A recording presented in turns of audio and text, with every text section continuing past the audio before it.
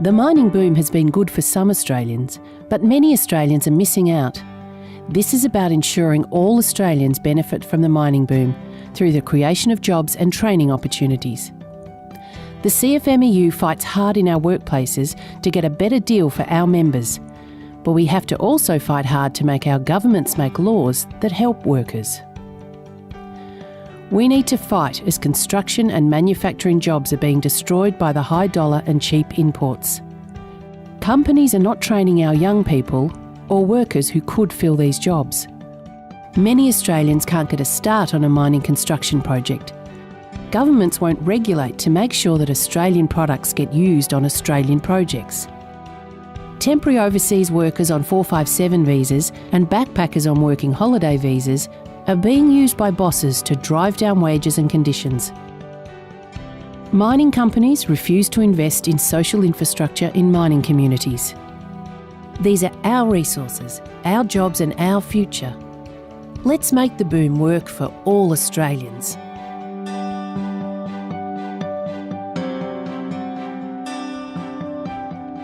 In a campaign that is about taking on the most powerful vested interests in this country, we need all of our members behind us, we need all of our members participating.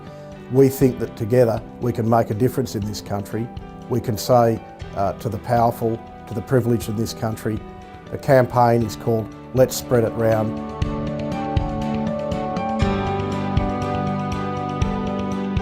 Four, 5, 7 visas are visas that the Australian government issues to allow workers to come and work in Australia.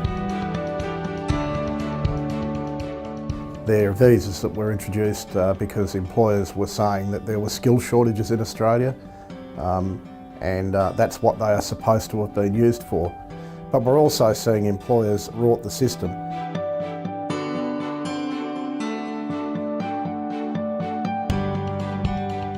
Our union is a union that's very proud of the fact that we're made up with workers from almost every country in the world. Our membership, our delegates, our officials are proud of the fact that we represent the modern face of Australian society. We are constantly finding workers from other countries who are being underpaid, who are being exploited, and who are living in fear of being sacked and sent back to their home countries if they lose their employment. Australia's migration system after the Second World War was built on the proposition that people come to this country to stay. They come to this country with their families. They come to this country so that they can build a future for themselves and for their kids. But what we are seeing in the migration debate is a very dishonest approach by some of the proponents of temporary migration. We're about ensuring that the benefits of the resources boom, of the enormous wealth that's generated in this country, is spread throughout the community, not concentrated in the hands of a greedy few. Gone are the days when mining companies invested in social infrastructure such as housing, schools and hospitals to make mining towns livable and create robust regional hubs. These days, more than 100,000 workers spend up to 5 weeks at a time away from their families. A large fly-in, fly-out ultimately changes the social fabric in the town. We've had some towns that are 3,000 or 4,000 strong with a single person's quarters of an equal size on the doorstep. That changes everything. There's no doubt that the villain in the piece are the global giants that run the mining industry. They are changing the composition of the workforce very deliberately to get a more compliant workforce, to have greater turnover, to have less unionisation, and they are in fact abandoning and turning their backs on the very towns that they were forced by successive governments 30 years ago to build. Why is it that we need to import a lot of labour when there's not a proven skill shortage? Why is it that we do that instead of training up our own kids? I can tell you, in boom towns, in mining communities, there are loads of kids who desperately want apprenticeships. They're not even eligible to get jobs at a mine that's 7 kilometres from the post office of their town. So mining companies have been given a great opportunity to make billions of dollars, and the little they're supposed to return back to this country, they've tried to sneak out of sneak out of paying back to the country and back to the community. A handful of multi-billionaires, including the world's richest woman, they get a scandalous amount of money. We want investment in the regional infrastructure, not just the rail lines and the ports for the companies to produce more product.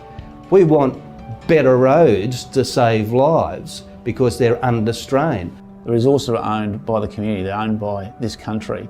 And what mining companies do is they basically are given the opportunity to exploit those resources. And they're given that opportunity on the basis they're supposed to pay back to the community in a range of ways. The most important way they're supposed to pay back to the community, of course, is by providing jobs, good jobs and safe jobs, and providing a social dividend to the country. And the other way they're supposed to contribute to the country is to pay their fair rate of tax and to pay proper royalties.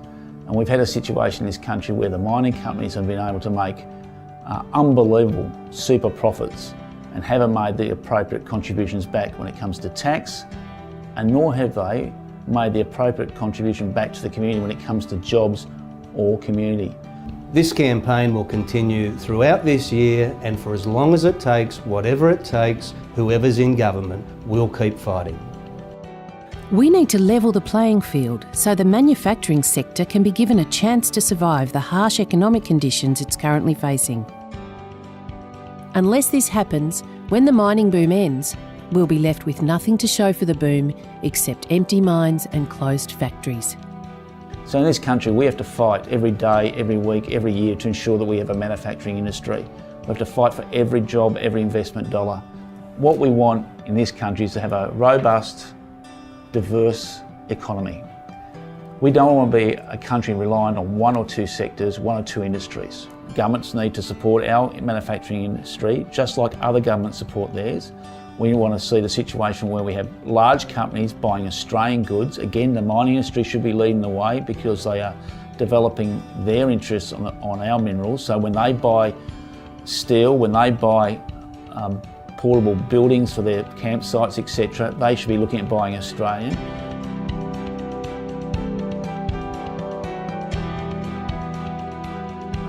If you look around, you look at strong manufacturing countries, what you see is that there's leadership and support from government.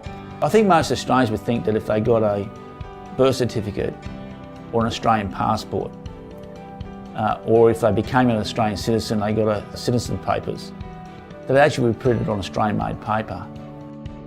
So all we're asking for the government to do is take a few extra steps, make a small change in the way they buy things and purchase things. Just use common sense that anybody in the street would use, and if they did that, we'd have a great result for Australian manufacturing and we see a lot more Australians employed. The CFMEU needs your help. This campaign is called Let's Spread It Around. So tell your members, tell your MPs, tell your families and tell your mates. This country can be a great country. It will be a great country if 110,000 CFMEU members do mobilise their families, mobilise their friends and make a difference. If you don't want the world determined by Gina Rinehart and people like Palmer, then we can do something about it. This union's determined to do something about it, and I know we will.